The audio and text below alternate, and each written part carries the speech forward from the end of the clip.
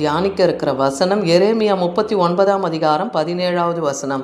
ஆனால் அந்நாளிலே உன்னை தப்புவிப்பேன் என்று கர்த்தர் சொல்லுகிறார், நீ பயப்படுகிற மனுஷரின் கையிலே ஒப்பு கொடுக்கப்படுவதில்லை. இன்னைக்கு கர்த்தர் நம்மோடு இடைப்படுகிற வார்த்தை, நீ பயப்படுகிற மனுஷர் கையிலே உன்னை ஒப்பு கொடுப்பதில்லை. ஏன்னா எல்லா மனுஷர்களையும் கர்த்தர் தான் உண்டாக்குனார் இல்லையா?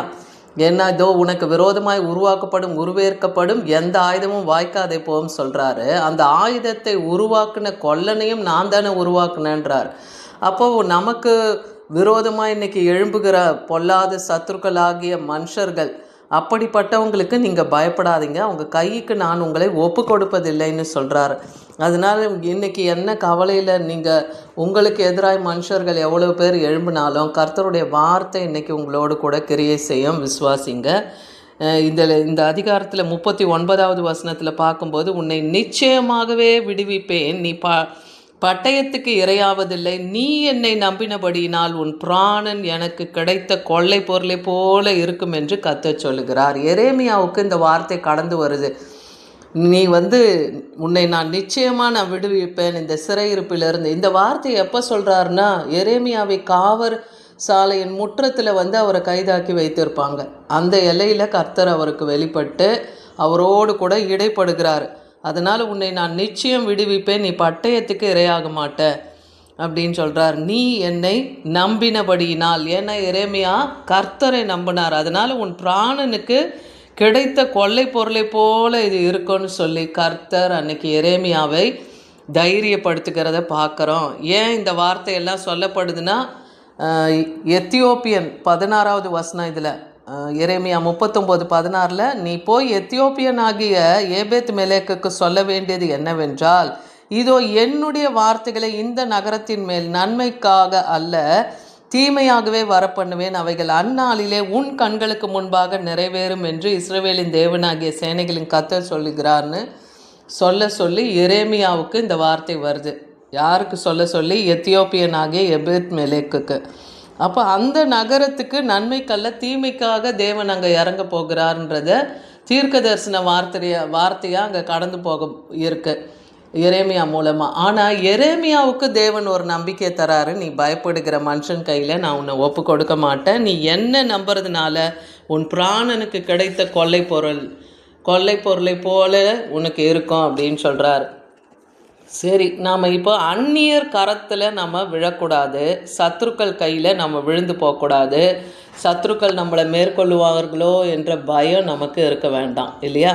அதுக்கு நம்ம என்னென்ன செய்யணும், எதை தேவன் நம்ம இடத்துல நீதியாக விரும்புகிறார்னு பார்க்கும்போது, சங்கீதம் 41ஆம் அதிகாரம் 1-2 வசனம்.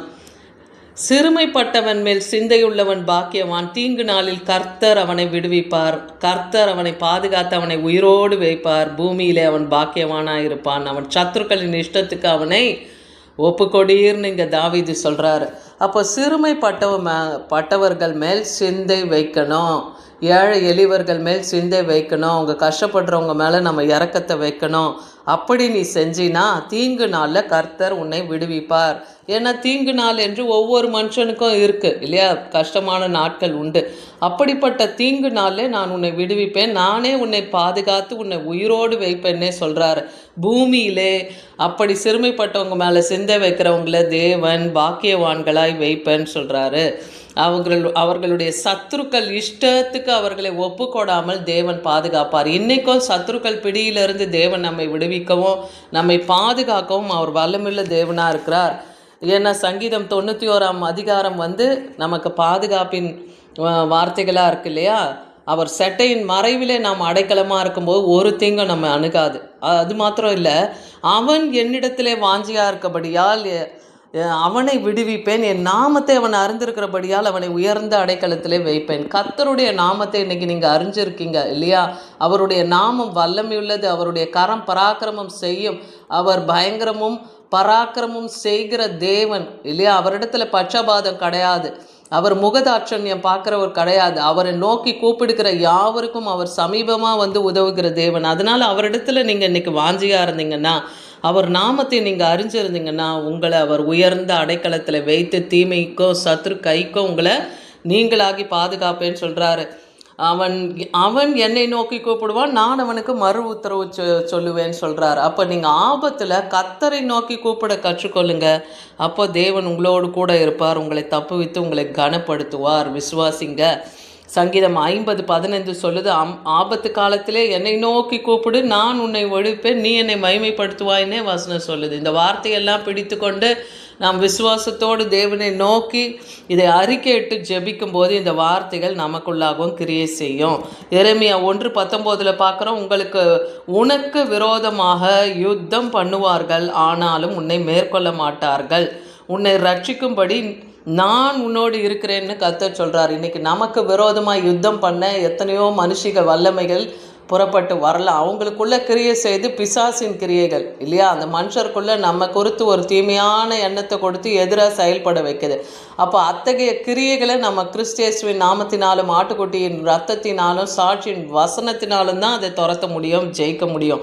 அப்போ நீங்கள் சொல்லுங்கள், நமக்கு விரோதமாக யுத்தம் பண்ணுவார்கள், ஆனால் நம்மை மேற்கொள்ள மாட்டார்கள், என்னை மேற்கொள்ள மாட்டார்கள் என்று நாம் விசுவாச அறிக்கையிடணும். 2 சாமுவேல் 24:14 பார்க்குறோம், தாவீது காத்தை நோக்கி, கொடிய இடுக்கணிலே அகப்பட்டிருக்கிறேன், இப்பொழுது நாம் கர்த்தருடைய கையிலே விழுவோமாக, அவருடைய இரக்கங்கள் மகா பெரியது, மனுஷர் கையில் விழாதிருப்பேனாக என்றார். அப்போ தாவீது ஒரு தப்பு செய்கிறாரு இல்லையா. அப்போ அவர் அது மாதிரியான தப்பை செய்யும்போது கர்த்தர் என்ன பண்ணுறாரு, அந்த காத் என்கிற தீர்க்கதரிசி மூலமாக அவரை எச்சரிக்கிறாரு. அப்போ அவர் தன் தவறை உணர்றாரு. அதாவது இஸ்ரவேல் ஜனங்களை கோத்திரமாக கணக்கெடுப்பாங்க, அது தேவன் அறிவித்தார். அதை கணக்கெடுக்கும் போது தான் அதில் லேவி கோத்திரத்தை மாத்திரம் எண்ணாமல் விட்டுருவாங்க. அது தேவனுடைய பார்வைக்கு பொல்லாப்பாக இருக்கிறதுனால தாவீதை எச்சரிப்பார், உன் தேசத்தில் கொள்ளை நோய் வர பண்ணுவேன், அப்புறம் பஞ்சத்தை வர பண்ணுவேன் அப்படின்னு சொல்லிலாம் 3 காரியங்களை அவருக்கு சொல்லி, உன்னுடைய சத்துருக்கள் உன் மேலே மேற்கொள்ள வருவாங்கன்ட்டுலாம் 3 காரியத்தை சொல்லுவார்.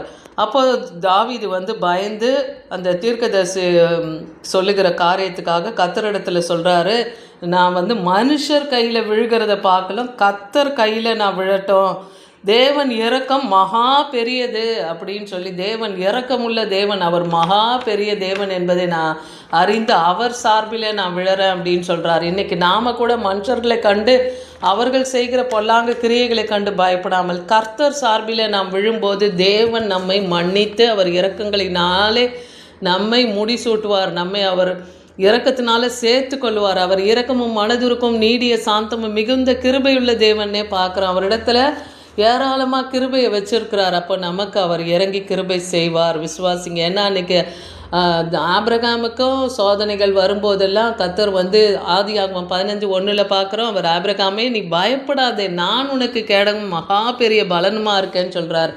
அப்போ தேவன் நமக்கு கேடகமும் பலனுமா இருந்தால் எந்த சத்துருக்களுக்கோ மனுஷிக வல்லமைக்கோ நாம் பயப்பட வேண்டாம். ஏன்னா வசனம் சொல்லுது, ஒவ்வொன்றும் கர்த்தருடைய வாயிலிருந்து புறப்பட்ட ஜீவ வார்த்தைகள் இல்லையா, அதில் உயிர் இருக்க, ஜீவன் இருக்க. அப்போ நீங்கள் அந்த வார்த்தைகளை அறிக்கையிட்டு ஜெபிக்கும் போது அத்தகைய சத்துருக்களுடைய போராட்டத்திலேருந்து இன்றைக்கி தேவன் நம்மையும் விடுவிப்பார். யோபு 5:19-21 வரைக்கும் வாசித்து பாருங்கள். அதில் 6 இக்கட்டுக்கு உம்மை நீங்களாக்குவார், 7ஆவதும் பொல்லாப்பு உம்மை தொடாது. அப்போ கர்த்தர் ஒரு காரியத்திலேருந்தும் நம்மை விடுவிக்க வல்லவர். 6 மாத்திரம் இல்லை, 7ஆவது காரியத்தில் கூட உன்னை விடுவிக்க, பொல்லாப்புலேருந்து உன்னை விடுவிக்க அவர் வல்லமையுள்ளார். அந்த பொல்லாப்பெல்லாம் உன்னை தொடாது. பஞ்ச காலத்திலே அவர் உன்னை மரணத்துக்கும் யுத்தத்தில் பட்டயத்தின் வெட்டுக்கும் விலக்கி நாவின் சவுக்குக்கு மறைக்கப்படுவீர். மீட்பார் பாழாக்குதல் வரும்போது பயப்படாமல் இருப்பீர்.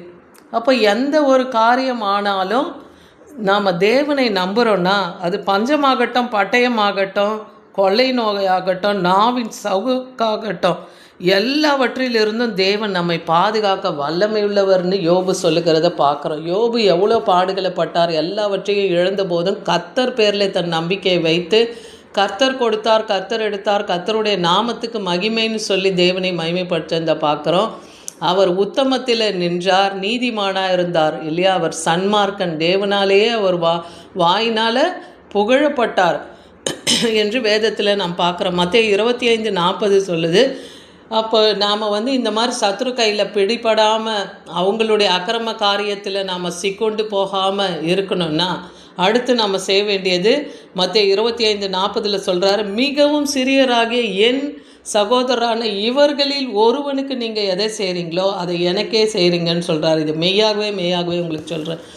அப்போ நம்மளை விட சிறியவர்களாய் எளியவர்களாய் இருக்கிற அவர்களுக்கு நீங்கள் எதை செய்கிறீங்களோ, ஒரு ஏழைக்கு கூட நீங்கள் அவங்க பசியாக இருக்கும்போது ஆகாரம், வஸ்திரம் இல்லாதவனுக்கு வஸ்திரத்தை நம்ம கொடுக்கறதும் ஒரு நீதியாக இருக்குது. அதை போல் நீங்கள் செய்தீங்கன்னா அப்போ உங்களுக்கு நான் எதை செய்கிறீங்களோ அதை எனக்கே, அந்த சிறியருக்கு செய்கிறது ஏழை எளியவங்களுக்கு செஞ்சோம்னா அது நம்ம கர்த்தருக்கு, அதான் ஏழைக்கு இறங்கி கொடுக்குறவன் எனக்கே கடன் கொடுக்குறான்னு சொல்கிறார்ல, அது அப்போது அவருக்கு நாம் அது செய்கிறதாகுமா? அப்போ தேவன் நம்மை எந்த ஒரு பொல்லாங்குக்கும் நம்மை விடுவித்து பாதுகாப்பார். ஏன்னா அன்னைக்கு தானியேலை சிங்கக்கபியில் போட்டபோது அந்த தரியு ராஜா என்ன கேட்குறாரு, தானியேல் 6:16 ராஜா தானியேலை நோக்கி, நீ இடைவிடாமல் ஆராதிக்கிற தேவன் உன்னை தப்புவிப்பார் என்று சொல்லி முதல்ல அவரை சிங்கக்கபியில் போடுறாங்க.